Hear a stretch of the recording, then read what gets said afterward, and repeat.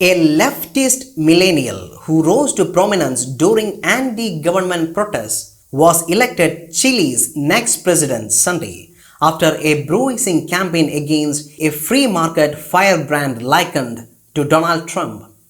With 56% of the votes, Gabriel Boric handily defeated by more than 10 points lawmaker Jose Antonio Cast, who tried unsuccessfully to scare voters that his young, inexperienced opponent would upend Chile's vaulted record as Latin America's most stable, advanced economy. In a model of democratic civility that broke from the polarizing rhetoric of the campaign, Cast immediately conceded defeat, tweeting a photo of himself on the phone congratulating his opponent on his grand triumph. He then later traveled personally to Boric's campaign headquarters to meet with his rival. Meanwhile, outgoing President Sebastián Pinera, a conservative billionaire, held a video conference with Boric to offer his government's full support during the 3 months transition. Amid a crush of supporters, Boric crawled atop a metal barricade to reach the stage, where he initiated in the indigenous Mapuche language a rousing victory speech to thousands of mostly young supporters. The winner highlighted the progressive position that launched his improbable campaign, including a promise to fight climate change by blocking a proposed mining project in Chile, which is the world's largest copper producer.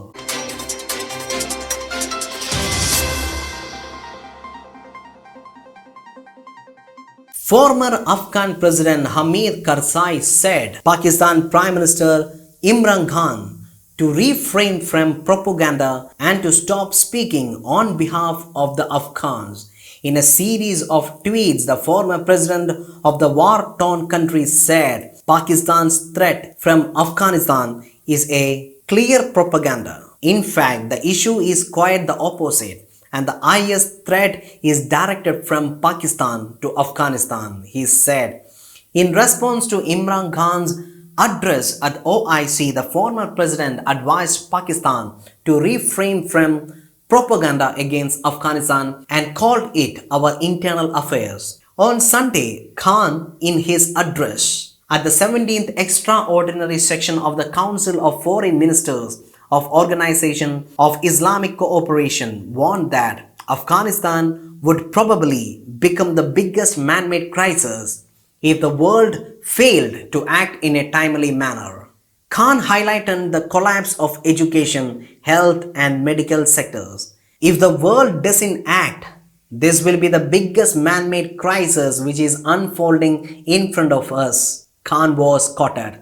Meanwhile, Turkey Foreign Minister at the OIC meeting on Afghanistan said working with Taliban is necessary to achieve stability.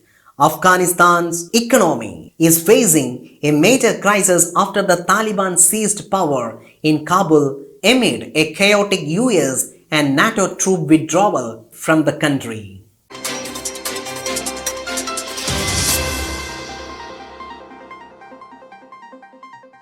The World Economic Forum on Monday postponed its annual meeting in Davos over the surge in COVID-19 cases from the Omicron variant.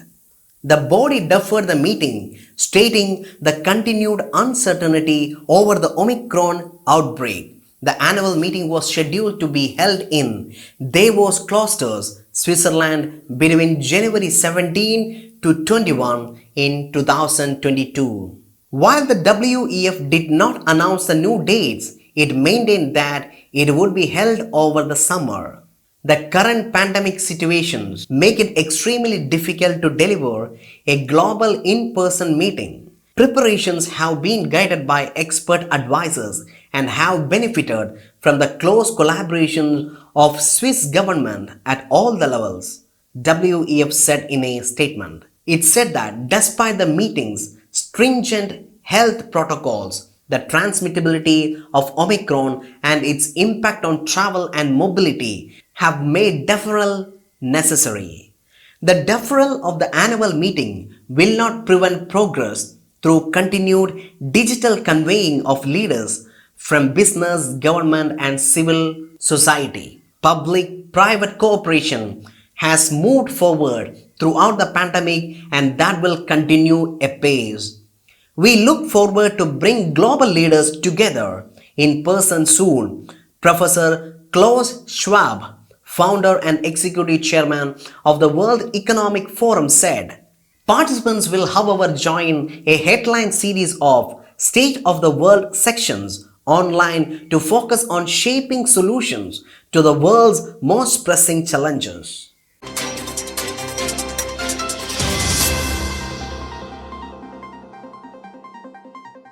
The US has reported its first death due to the new Omicron variant of coronavirus, with an unvaccinated man in his 50s succumbing to the fast-spreading disease in Texas, according to health officials.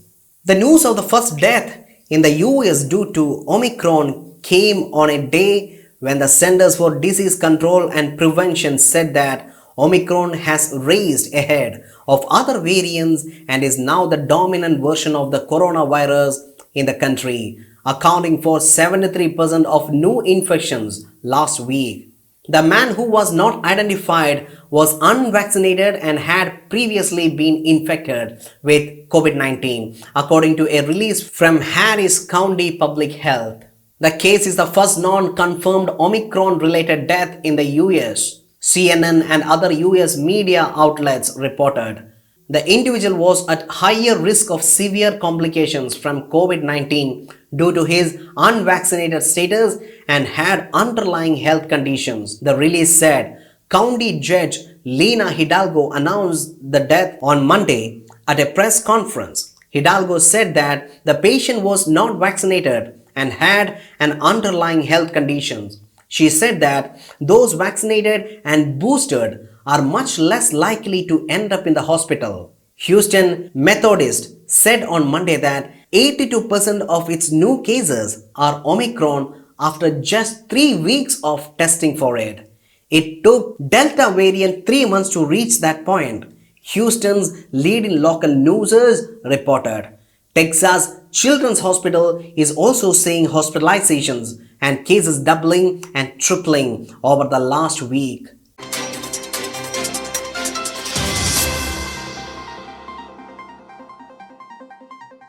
World Health Organization (WHO) Director General Tedros Adhanom on Wednesday decried the glaring inequity in access to COVID-19 vaccines, highlighting the rush in wealthy countries to roll out booster shots of vaccines. No country can boost its way out of the pandemic, said WHO chief. Tedros Adhanom insisted that the priority must remain to make COVID-19 vaccines accessible to the vulnerable population across the world rather than giving additional doses to the already vaccinated. Blanket booster programs are likely to prolong the pandemic rather than ending it by diverting supply to countries that already have high levels of vaccination coverage, giving the virus more opportunities to spread and mutate, Tedros Adhanom said. Earlier, the WHO had called for a moratorium on booster doses to the vaccinated and healthy population until at least 40% of the people in all countries had received a first jab. It's frankly difficult to understand how a year since the first vaccines were administered, 3 in 4 health workers in Africa remain unvaccinated. According to UN data, while 67% of people in high income countries have had at least one dose of COVID 19 vaccine, the number is not even 10% in the population in low income countries. Amid Omicron scare, the WHO's Strategic Advisory Group of Experts, SAGE, on immunization on Wednesday recommended against a blanket booster program.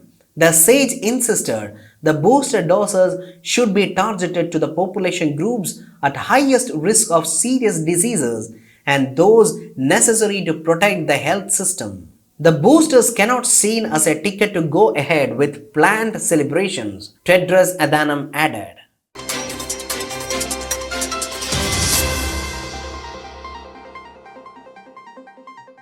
The US President Joe Biden on Thursday signed into law legislation that bans imports from China's Xinjiang region over concerns about forced labor, the White House said. Uyghur Forced Labor Prevention Act is a part of US pushback against Beijing's treatment of the China's Uyghur Muslim community, which Washington has labeled genocide.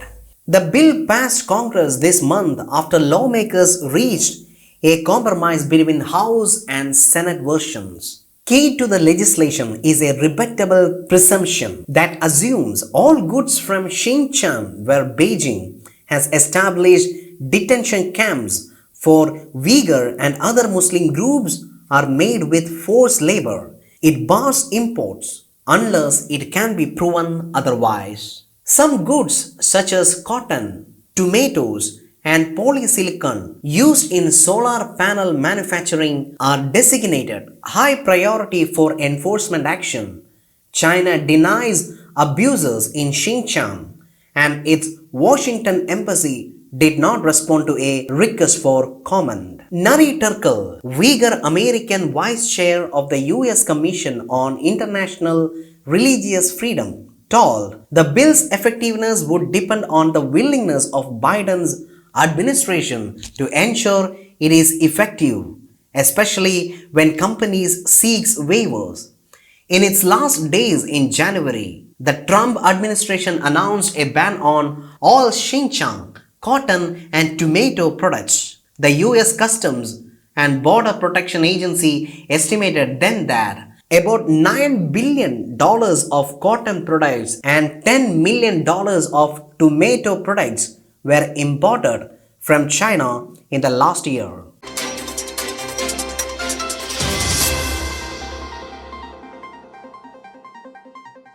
Narendran Jodi Kolapan, who is of Indian origin, has been appointed to South Africa's highest judicial bench, the Constitutional Court.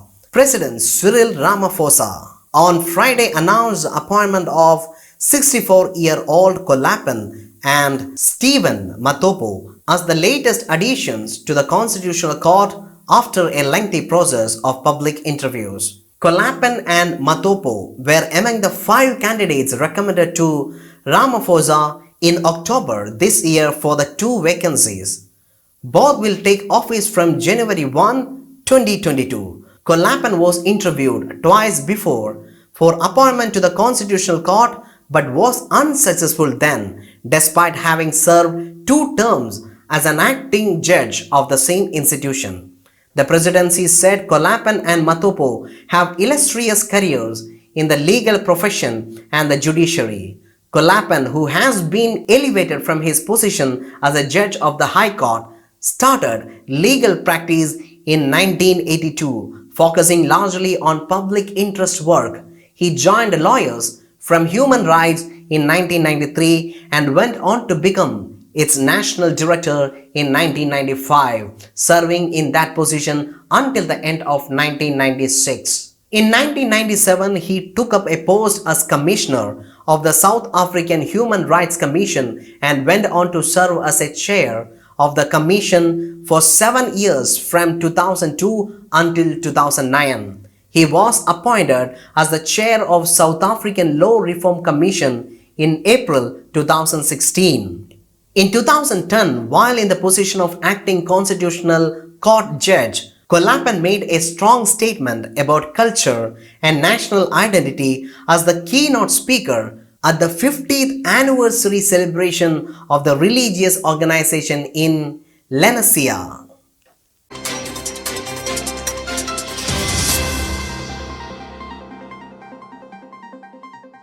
An archaeological dig in Sicily has uncovered the trace of lost World War II American heavy bomber shot down in 1943 and possible human remains that could lead to identification of 5 airmen whose bodies were never recovered.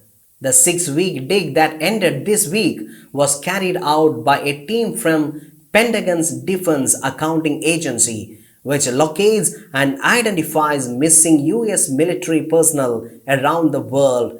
The site near Saika was identified in 2017 by investigators using historical records and metal detectors. This year's dig uncovered wreckage consistent only to a B-25 aircraft, said archaeologist Clive Vella, the scientific director of the expedition, contributing to hopes that any confirmed remains would be linked to the missing crew. We owe their families accurate answers, Vella told the Associated Press Thursday. The North American B-25 Mitchell heavy bomber with a crew of 6 was only of 52 air losses with missing personnel in the area during World War II, mostly during 1943 as the Allies pushed into southeastern Sicily. It was shot down as it targeted a camouflage German airstrip amid olive groves and pasture land on July 10, 1943. A German military report documented the crash of a US aircraft about 2 kilometers from the Saika airport, Vella said. The evidence, which includes possible human bones as well as potential remnants of aircraft, has been transported to a laboratory in US for examination. Worldwide, there are more than 81,600 missing US military personnel, including 72,350 from World War II, 7,550 from Korean War, and 1,584 from Vietnam War. Over 41,000 of the total are presumed to lost at sea.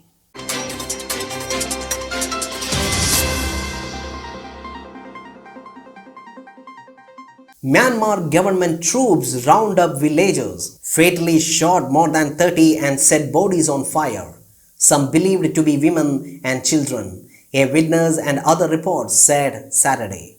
The purported photos of the aftermath of Christmas Eve massacre in eastern Moso village just outside Russo township in Kaya state, where refugees sheltering from an army offensive spread on social media in the country, fueling outrage against the military that took power in February. The accounts could not be independently verified. The photo showed the charred bodies of over 30 people in 3 burned out vehicles. A villager who said he went to the scene told the Associated Press that the victims had fled the fighting between armed resistance groups and Myanmar's army near Koinang village, which is just beside Moso, on Friday. He said they were killed after they were arrested by troops while heading to refugee camps in the western part of the township.